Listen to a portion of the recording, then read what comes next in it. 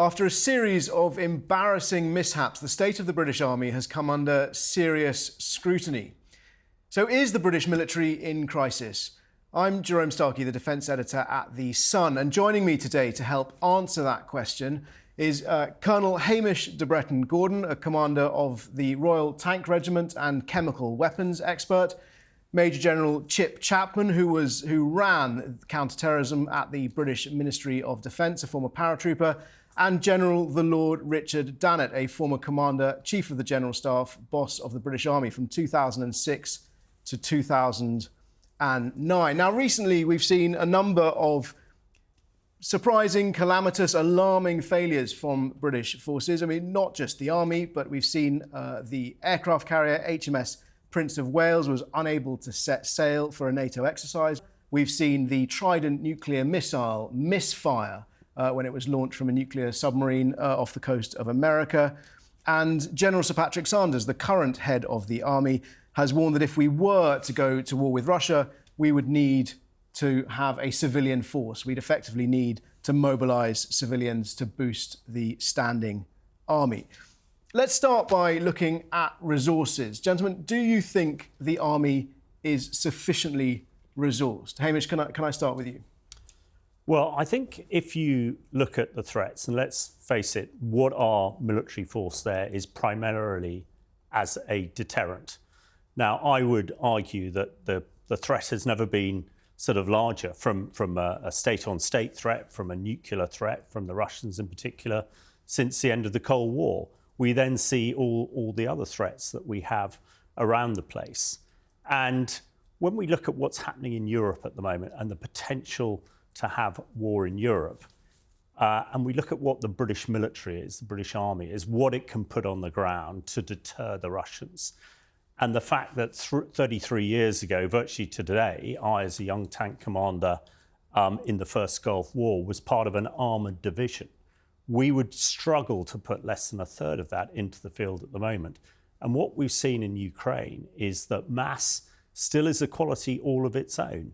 And I would suggest what we have at the moment in the British military is not a conventional deterrence that somebody like Putin is going to look at and then make decisions on whether to go forward or not. In a similar fashion, the other capabilities we have. And I think perhaps, previous politicians and previous leaders have been rather seduced by very clever academics and wily politicians to create a military that we have today that is not really suited in size or capability for the threats we're facing. So yeah, I think we are seriously under-budgeted and under-resourced for an army to provide deterrence to this country, these isles, that are required for 2024 and the next few years.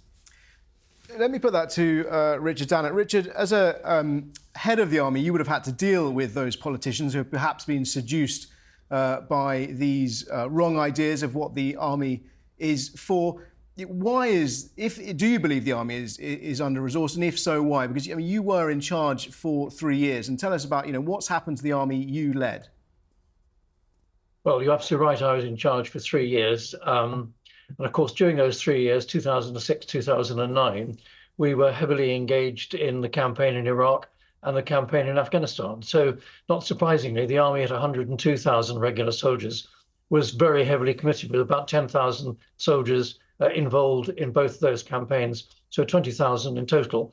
And of course, they had to rotate after their 6-month tours. So we were extraordinarily busy at that period. So, Richard, could we fight those campaigns again today with an army now of 75,000? Most certainly not. We would struggle to be able to maintain one of those campaigns. We certainly couldn't have done two. But to answer your broader question, Jerome, it's worth having a quick glance back into history. When in the 1930s there was the rise of a dictator, Hitler, we chose to appease him. That failed. We chose to rearm very late. And the figures are quite stark here. And Hamish is quite right to talk about the cost of deterrence. In 1935, our defence budget was just less than 3% of GDP. When war broke out in 1939, it shot up to 18%. And in 1940, when we were fighting for our very survival, it was 46%.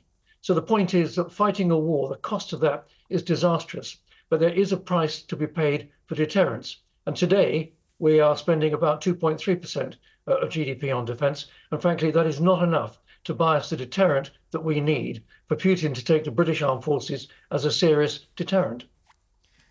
Chip, perhaps I could bring you in there.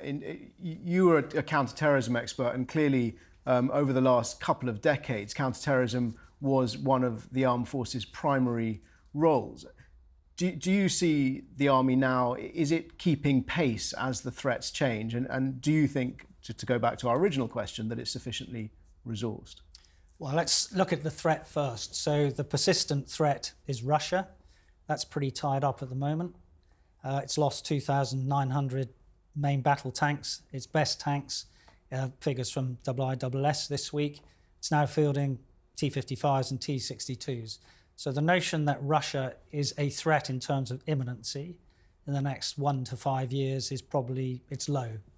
There is still a problem though in resource terms, because if you look, for example, at one of the tasks of the British Army at the moment, one of those tasks is the enhanced forward presence in Estonia, came out of the 2016 Warsaw Conference, NATO conference, and we deployed a battle group there. We'll call it 1,000 troops, armoured infantry. But in the 2022 NATO summit at Madrid, we were supposed to deploy a brigade. We have allocated but not deployed because we don't have the roulement capacity and sustainability to roulement a brigade of armour and armoured infantry. That is pretty criminal these days that we don't have the capability to do that.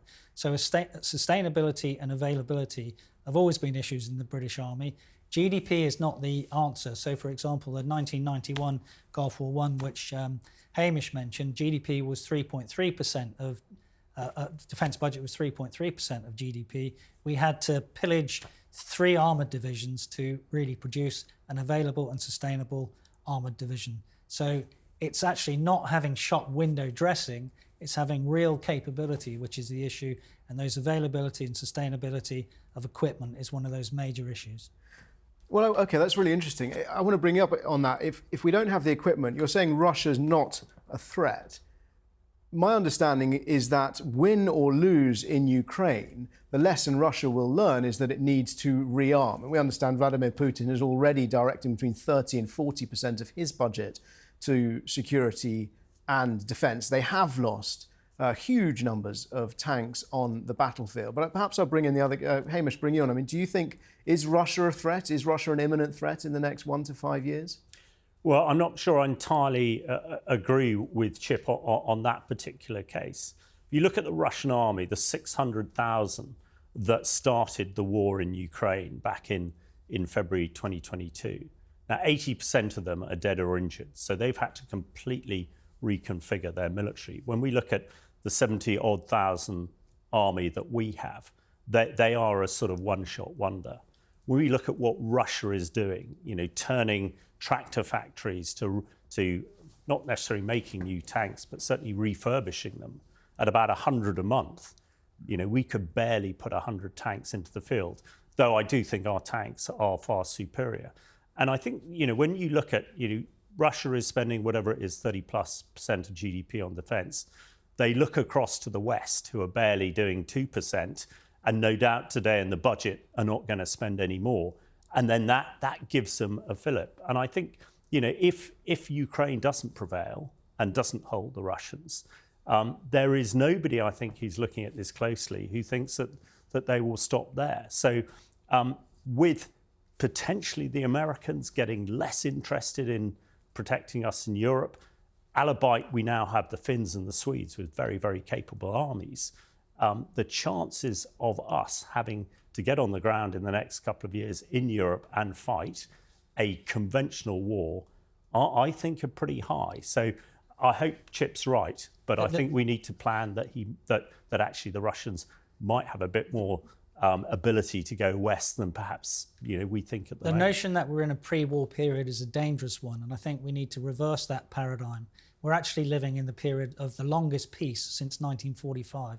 The best way to make sure that peace endures is to support Ukraine with everything it needs so that it succeeds on the battlefield, and then you have a Russia which is defeated. That is what we need to do not necessarily have a greater defence budget. European NATO alone outspends the Russians by a factor of 4 times.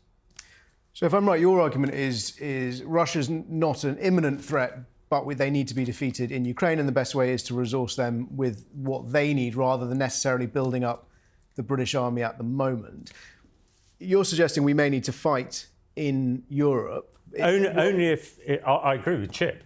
Absolutely. The best thing to do is to stop the Russians in Ukraine and give them absolutely everything they need. Well, let me bring in General Dannatt. I mean, there are those who would say, why does Britain need the army to fight in Europe? We're an island nation. We're a maritime power, at least that we want to be a maritime power. That's part of our history. Poland is rearming faster than perhaps any NATO member at the moment.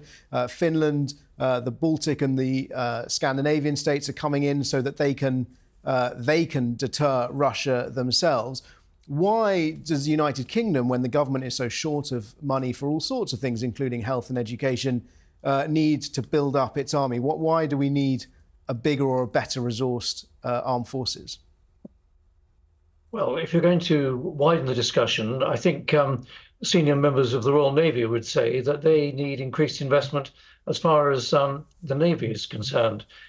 Yes, we've got the 2 large and very expensive aircraft carriers, but there's also the requirement to refurbish the nuclear deterrent submarine fleet, and we're very short of frigates and destroyers. So you can make the point that we're a maritime nation, but we're under-resourcing that side of it. But to come back to where this discussion is, I think as far as the land forces are concerned, it is really important that, yes, we keep in the back of our mind the fact that we might have to fight a war against Russia. But frankly, we don't want to do that. And the way not to do that is to make sure that our deterrent strength prevents Russia being aggressive and being adventurous in the same way that unwisely they have become in Ukraine. So the others are right. We do need to be supporting Ukraine to the maximum degree possible. But we need to make sure that our army can make a sensible and worthwhile contribution to NATO's overall capability. And that means that we've got modern equipment, both of a forward-looking sort, but also to realize that the vicious land war in Europe, which is going on in Ukraine at the present moment, has demanded tanks, artillery, infantry, and traditional methods of war fighting. We've got to make sure we've got enough of that sort of equipment that we can keep forces in the field as part of a deterrent posture, and rule-mounting those in the same way that we have done in the past. So there is a case to say that currently our land forces are too small, underinvested in, and that to play our part in NATO, we need to increase our investment in our land forces. General Dannatt, we've heard senior American generals. We understand it was Sacker, the Supreme Allied Commander in Europe, the top American general in NATO, suggesting that the British Army is no longer a Tier 1 army in NATO. Would you agree with that?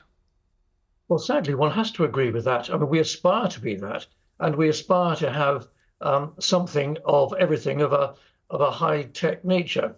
But frankly, our cupboard is pretty thin, and we're back to, as the others were saying earlier, for the first Gulf War, we had to strip out 3 armoured divisions so we could put 1 into the field. Well, frankly, today, we will struggle to get even an armoured brigade into the field. So there is, I'm afraid, a lot of truth in the fact that we aspire to be a Tier 1 nation.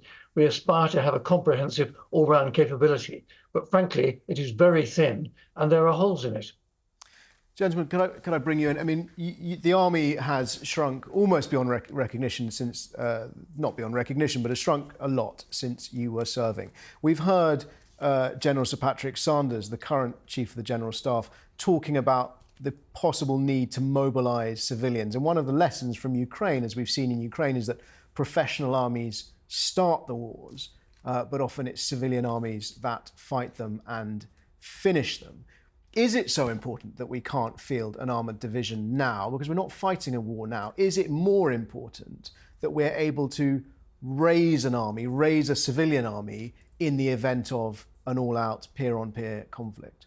Well, I think there are 2 concepts here at work which we've not articulated very well in the last 10 years. The first one is regeneration. How do you ensure that the force that you have is fully fleshed out and with the industrial base that allows that to fight? And then the second one is reconstitution. How do you expand that existing force to be bigger for something which endures? Because one of the myths of war is that wars will be short. What Ukraine is showing us is that wars may be long. So it's going from that army in existence to another army. We need some policy and context behind that. That needs to be fleshed out. That doesn't necessarily mean it needs to be conscription, but that is a strategic issue which needs to be thought about and potentially in the future resourced. And Hamish, are we getting the people we need in the armed forces? Well, I think there are a number of issues here. I think first of all, what we have, small that it is still hugely capable. You know, the men and women in the British military are as good as they've ever been. I think when you put them together, train them properly and resource them, you know, our tank regiments, our infantry battalions can still give that punch we require. But when it comes to numbers and whether we're getting the right people, I think that is a real issue. You know, this country has not shrunk in size. You know, there are still, you know, young boys and girls out there who absolutely want to join the military, but whether they are. So I think going to Patrick Saunders' point, you know, he is looking at all contingencies. Absolutely, we don't want a citizens' army. We don't want to fight in Europe because we want to make sure that the Ukrainians do their job. But you know, there are a number of scenarios. There are things that could happen that would come together, meaning that we have to, and we have to do this regeneration of capability. So I think when it comes to, you know, do we have the right or enough people? I think we absolutely have the right people, but it is so difficult for young kids to join the military these days that actually that you know, a lot of them give up. When you're told, you know, your job interview is going to take 14 to 16 months, certainly my own son, who's 23, is sort of going, crikey, that's a lifetime. You know, I can go and do something else. So there are a whole host of things that we need to sort out. But if there is a will, unfortunately, defence is not a political issue. You know, none of the parties are using it as part of their election manifesto at the moment. And my view is, you know, if we get this wrong this year with what's happening in Europe, you know, everything else that's vexing us at the moment could be horrifically irrelevant. So that we need to get this right and we need to put the focus on it. We can get out of it, but it not going along the path that we're following at the moment. And we need that military deterrence that we've all been talking about. And at the moment, our military deterrence is too light. General Dannatt, where the Army, not just the Army, but particularly the Army, but all three services appear to be facing a recruitment problem, both a recruitment problem and a retention problem. I mean, how can we have a deterrent if we can't get the right people, enough people, not just to join, but to keep the trained, skilled soldiers, sailors and aviators in the armed forces? Is this a morale issue? Is it sort of a self-sustaining problem? You know, why is there a personnel problem, in your view, across the British Armed Forces? Well, I think there are several factors that play into this problem. One is when the economy in the country on the whole is pretty buoyant and unemployment levels are low, it's more difficult to attract others to come and join the armed forces. And as Hamish was just saying, I think the decision to outsource our recruiting, which was done about 10 years ago, has been an unmitigated disaster. And it takes far too long for people who are interested in joining to be processed and have a chance to join. I think another factor is that although Ukraine is very much in the headlines, as indeed Israel and Gaza is, British forces are not engaged in a live campaign at the present moment. And history shows that if British forces are not engaged and British forces are not on television screens every night, then recruitment also struggles. So you have to put those two factors together. And then, of course, I think there is a straight issue of pay. If we are competing against civilian employers, then our offer, certainly the starting pay, has to go up. And then, of course, you're playing into the issue of retention, that it's really critical we retain our trained manpower. And part of retaining them is to make sure that their conditions and terms of service, their accommodation is good enough, but also their pay is good enough. So there are a couple of factors that we struggle to do something about, but the factor of pay is something that if there was a will, we could do something about and increase pay levels both to recruit and to retain. Some more money. I'm glad you mentioned accommodation as well, though. Perhaps I could pick you up on that. This is something the soldiers I speak to, I hear a lot of complaints. I see pictures on social media of roofs falling through, of flooding, of damp, and complaints not just that the housing isn't good enough, and we know that thousands of soldiers are living in conditions that are considered substandard or squalid, but also that it takes so long when they raise those concerns with the contractors, so long for that housing to get repaired or improved. I mean, could you tell me, when you were in charge, were you comfortable with the conditions, the living conditions of your soldiers, or was that something that concerns you? Of course, it was something that concerned me. It's a chicken and egg, or it's a varied pattern. I mean, we've got some garrisons which have had a lot of investment over the last 10, 15 years. Colchester, parts of Aldershot, parts of Catterick, for example, where the accommodation is very good. But equally, you've got some parts where it's really poor. Now, the trouble is that every now and then the Ministry of Defence gets embarrassed on this issue and puts more money into the single soldiers and the married accommodation budget. But then when the pressure comes on again, that money tends to get raided. When Grant Shapps became Secretary of State for Defence at the end of last year, I said 3 things to him when he was kind enough to invite me to come and have a chat with him. And one of those 3 was that he needed to make sure he looked after our people, and that included families, and made sure that there was sufficient priority on accommodation, both for single soldiers, but also particularly for married families. And of course, what we've seen recently is this ridiculous so-called new accommodation offer, where housing is allocated not in the traditional way, which actually makes a lot of sense, but on the basis of how many children you've got, and so on and so forth. And that was so demoralizing, particularly for middle-ranking officers. Fortunately, common sense has prevailed at the last minute, and that's being changed. But accommodation is a really big issue, and it's a really important issue.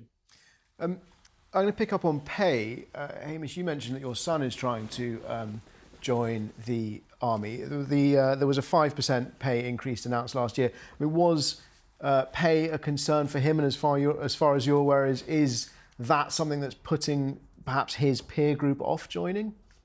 No, I don't think it is actually at that level. He's currently a land agent in North Yorkshire, and he gets paid a lot less than he would as an officer cadet at Santa. So he might be an atypical case there. And actually, to begin with, and I think for the junior officers, it's fine. But it's all about the package that we're talking about. And when you look at accommodation, and in my column in the Telegraph, the only piece that my wife, who was an army wife for 26 or so years, wanted to add to anything was exactly on that housing issue. There is no other profession, apart from perhaps, security services and some police, where they expect that the spouse, the male or female in the family, to go away for 6 months or so and fight a war. Now, we all know that when we're on operations, the thing that we really want to have absolutely a surety is that our family are back home, being properly looked after, proper housing, proper education, and we can get on and doing the fighting. Now, when that is broken, and some of the things that have been happening recently in the MOD, we've talked about housing, we've talked about some of the other issues, and education is another piece that the rest of us took for granted. That starts to undermine morale. So pay is one thing, but it's the whole piece. And there is no other profession like it. In fact, it's not a profession at all. It is a calling. I think that's what we must ensure, that our young men and women who are serving now and want to join have that in spades. Motivations for joining are very rarely related to pay. Motivations for leaving may be related to pay and the overall package. The difference these days is that Gen Z have a very short filter. It's called the 8-second filter. If they're not engaged with something, they move on quickly. So we have a dual problem here. The first one is that we can't get them in quickly. They will move on. Their filter is expired.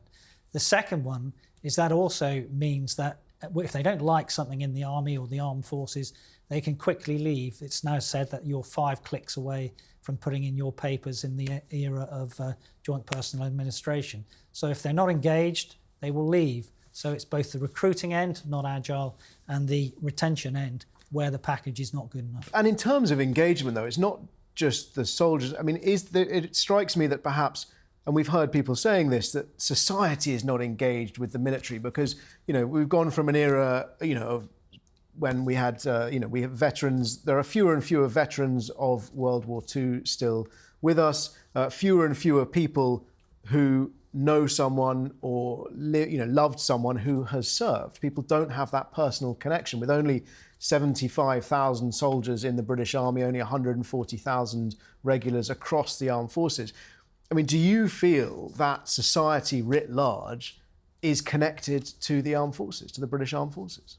I don't think they are, really. I don't think we've done ourselves any favours by being in super garrisons cut off from society in a way. So, super garrison in Catterick and a super garrison with Tidworth and Bulford, and these dotted around the area. So we're disconnected geographically from most people, and we're disconnected also in the cohorts and the age groups, because although there are 1.9 million veterans, it's a large number of them at the top who are now 70 to 90, both the Second World War veterans and the conscripted veterans up to 1963. The pyramid then descends rapidly because we're only really recruiting about 10,000 men and women each year to the armed forces. So the number of people who know someone in the military is declining rapidly, and we're not known anymore in the way that we were 20, 30, 40 years ago, when you did have enduring campaigns. Now, I'm not sort of making an argument for enduring campaigns, like Northern Ireland or intervention in Afghanistan or Iraq, because war is horrific. And General Dannatt's right, recruitment does increase when wars and conflicts are on. But that is, deterrence is the thing which keeps the peace, and I'm more of a deterrence man than a war-fighting man. I think one thing we haven't talked about, which I think is important in several ways, is our reserves and our reserve forces. The emphasis is very much now on our reserve forces being the footprint, if you like, across the country. Chip's point is right that we've locked our regular soldiers away in super garrisons, but we do have a much broader footprint amongst our reserve forces. So that's important in terms of keeping the army in the public eye to a degree. But I think there's a much more important point about reserves. If we're worried about the small number, as we are, of regular forces, then we really ought to be looking at the size of our reserve, the amount of training that they've got, the sort of roles and missions that they are given, and actually to ask ourselves whether we should be increasing the size of our reserves. This obviously all plays into the wider issue of resilience that we were touching on earlier. So our reserve forces and cadets are a really important part of our overall makeup, both for the profile across the country and also our resilience. And I'd like to ask you, looking at other countries, I mean, are these problems we've discussed uniquely British? The shrinking, the conditions, the connection, or do you see this across peer armies within NATO and perhaps further afield? Well, I think the distinguishing factor between ourselves and most other European countries that until relatively recently, most of those European countries had some form of conscription or national service. And therefore, the pool of those who had served at least for a short time in their military was greater. And therefore, they had a larger number that they can call on. Conscription has been atypical in this country. We only had it in the First and the Second World War, and we reintroduced it between 1949 and 1963 in this country. So it's not something that we typically do. So we are different from most other European countries which are used to having conscription, albeit that they've gone away from national service at the time being. Gentlemen, I was in Norway recently, where they have a form of conscription, and indeed everyone, sort of when they reach adulthood, is forced to sign up. But then from that cohort, they only take a small number, usually of the people who really want to join. But actually the problem they have is they have more than enough people. They have more people than they can take, and then that solves the problem of connection. I mean, do you think Britain needs conscription? Is that something you would encourage in this country? I personally wouldn't. Okay. A willing volunteer is worth 10 pressed men, and we know that 95% of discipline problems come from those who are demotivated and don't want to be somewhere. So to have a demotivated person, male or female, who doesn't want to be in a force is a bad thing. That doesn't mean that you can't come up with other means of scoping this problem. So people, for example, the YouGov poll last year in September, when this was first mooted, said that 18 to 24-year-olds, only 10% of them would support the idea of conscription. Now, actually, 10% of that cohort is 75,000 people. So if you needed a base for that, then people would sign up if they thought that there was enough of a threat and that we articulated our vital interest well. We don't do that. So we don't articulate why this should matter to people. Now, for the TikTok generation, for example, it should matter that the undersea cables, which power their digital life, might be severed by the Russians or an adversary in conflict. That would be something tangible to them in the way that articulating sea lanes and lines of communication is not. Hamish, what do you think? Would people fight for the internet? Well, I think the British psyche generally is not suited to sort of conscription and that sort of service that you're talking about. I think we've proved time and time again that when it comes to fighting, you know, those Brits do a better job than most. But actually having a large standing sort of territorial or conscripted force creates the discipline problems that that Chip's talked about. I think also when you look at society in general and the way that the British society views veterans and the military. I mean, go to the States. I'm always amazed. I go to the States and at an airport, there are business class lounges for veterans and people who are serving. You know, it's not unheard of for somebody to come up to you on a flight and buy you a drink because you're a veteran and thank you for your service.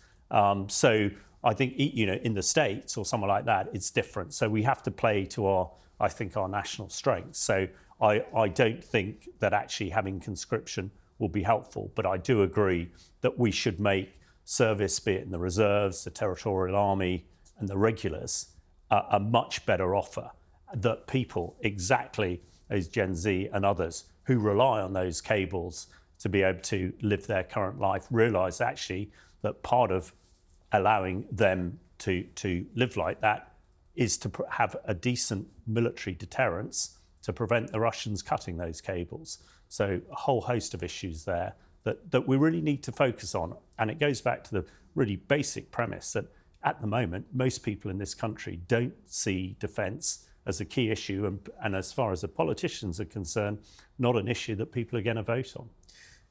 Well, look, that's very interesting. Defence a key issue? Chip, you talked about we failed to articulate the threat.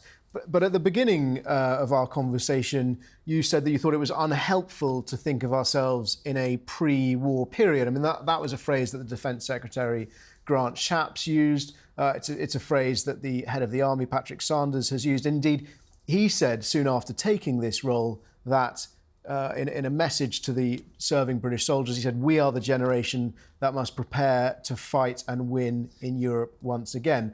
I'm going to go to General Dannatt now. I mean, do you think that is a fair characterisation? Are we in a pre-war phase? And is it a helpful way or not of thinking about the current threat? I don't think we want to dwell too much on being in a pre-war phase. I think what's really important is that we invest in our deterrent capability to make sure that we don't find ourselves getting involved in a hot war. So investing properly in deterrence is really, really important. And behind deterrence is hard power and a hard capability that if we absolutely had to, we could fight. But we need to keep that in the back of our mind and not talk ourselves into going down the warpath, if you like. Much more important that we focus on deterrence and deterring someone who would be aggressive against us. And that comes into properly investing in the right size of the military and the right amount of equipment and the right amount of training. And that is what is really, really important. And that's what we should be focusing on. I know what Patrick was talking about. I know what Grant Shapps was talking about. But there's a danger that we sucker ourselves down a warpath. Actually, much better to go down the path of having a meaningful deterrent to make sure we don't have to fight a war. Remember those figures that I talked about at the beginning? 1939, it was 18% of GDP. 1940, it was 46%. That's the disastrous cost of fighting a war. Much better we invest sensibly to make sure we deter an aggressor with the right capability. General, I mean, the bulwark rather of our deterrent is our nuclear weapon of last resort. The Trident nuclear weapons, the continuous at-sea deterrent on our Vanguard-class submarines. But that's also enormously expensive. Do you think, I mean, that is what provides British deterrence, is it not? It's the nuclear, it's the fact that we are a nuclear power. Do you think, and I'll start with you again, General Dannatt, do you think that is the right allocation of resources? Are we getting value for money from the nuclear deterrent? Because that is costing us money which would otherwise perhaps be put into the army. Well, I think there's a couple of points there that are really important. Previously, the cost of the nuclear deterrent was a separate funding line from the Treasury and was not part of the Ministry of Defence's budget. That has changed in recent years, and the Ministry of Defence now has to absorb the cost of renewing our nuclear deterrent. And that, of course, is a zero-sum game and is at the detriment of our conventional capability. Now, you asked the question, is our nuclear deterrent absolutely the bulwark of our overall deterrence? Well, up to a point, yes, but up to a point, no, because there is a level at which conventional deterrence is really important. If one assumes, as we're seeing in Ukraine at the present moment, that a hard war is being fought beneath the nuclear threshold. So there will be moments when things do stay below the nuclear threshold, and that's when conventional deterrence is extraordinarily important. If I could just pick up on that. Absolutely, it is a nuclear deterrent, and it works. It's worked for 75 years. And since the get-go of the war in Ukraine, Putin and people like Medvedev, his sort of attack dog, have threatened nuclear all the time. And it just hasn't worked. So I think when it comes to nuclear, absolutely, we must hold on to it, because that is preventing that type of war. But below that is the conventional deterrence, which General Dannatt talks about, which is the thing that's lacking at the moment. So I am personally happy with our nuclear deterrent, but I think we need to make sure our conventional deterrent is up to the same level of deterrence. Chip, I mean, you know, in any soldier's officer's career, you war game. If you were one of Britain's enemies now and you were wargaming a conventional conflict with the UK, would you be deterred by the size and capability of our armed forces? I don't think that's the paradigm they're looking through. I think one of the lessons that our potential adversaries will draw from Ukraine is that hybrid warfare is the way ahead. So it's subversion, propaganda, it's defeating our society from within, it's using the troll factories, internet troll factories in St. Petersburg, sowing discord via Twitter, Instagram, or any of these platforms. That's the way they're doing it. And you see this in the sort of the way that we're tearing ourselves apart as a society, fracturing.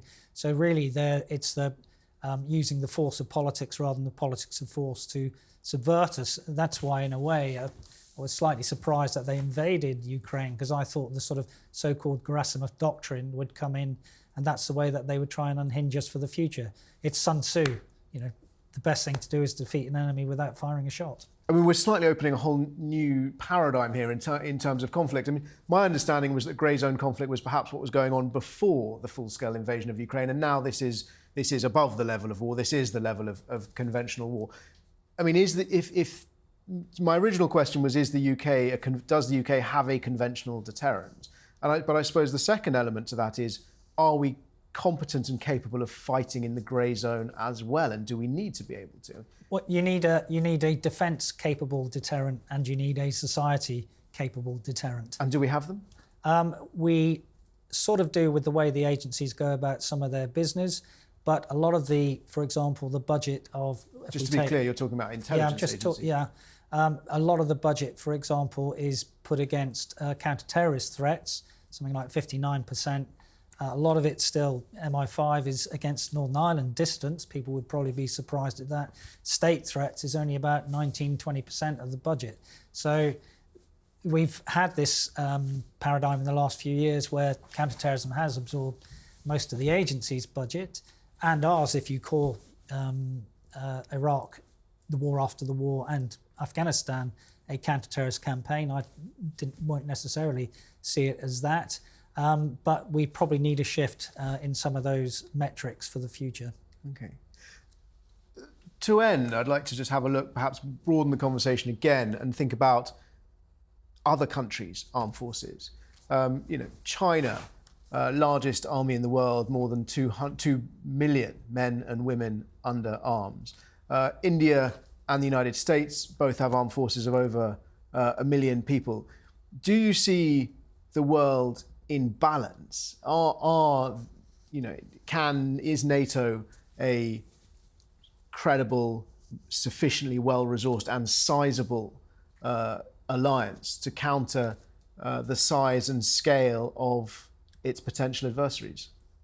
Well, the peace has only been kept historically in Europe by one of two means, either by a balance of power or by a concert of Europe. And NATO is really a concert of Europe, plus, of course, the transatlantic link. That transatlantic link needs to be maintained, otherwise we'd have more problems. And this year there were 2 elections. The only one that really matters is the one in America, not the one in Russia, which is really a coronation. So that matters. So if you keep those in balance, because it's not armies that fight wars, it's nations that fight wars, and peace is broken by bad politics, not by bad warriors. Hamish, to talk a little bit about the election coming up in America. I mean, Donald Trump looks like he's going to be running against Joe Biden. Trump has made some extraordinary remarks about NATO, I mean, threatening to encourage Russia to invade those NATO members that do not pay their way for collective defence. Were Trump to try and withdraw American support or American participation in NATO, could the alliance survive? Well, I think, first of all, Trump says a lot of very strange things. And I think most of the strangest things he says are very much focused on a domestic audience. And he doesn't, a bit like Putin not caring about collateral damage, Trump, I don't think, really cares too much about collateral damage, that some of the things that he says are impacting here in the UK and in Europe. Trump has also said that those people in Europe need to spend, the right amount, 3%, I think he said, on defence. In that, I would agree with him. I agree with very few things he says. If the Americans did pull out of NATO, which even with Trump at the helm, I think is pretty unlikely, that would be a balance shifter. But I think what we need to focus here in this country, not worrying, China, we know, is a big threat in the grey zone in all areas. As you say, 2 million sort of people under arms, and they're making more nuclear missiles than anybody else at the moment. So, but directly a threat to us, I think we've got to focus on actually what's happening in Europe at the moment. So let's see what happens in November.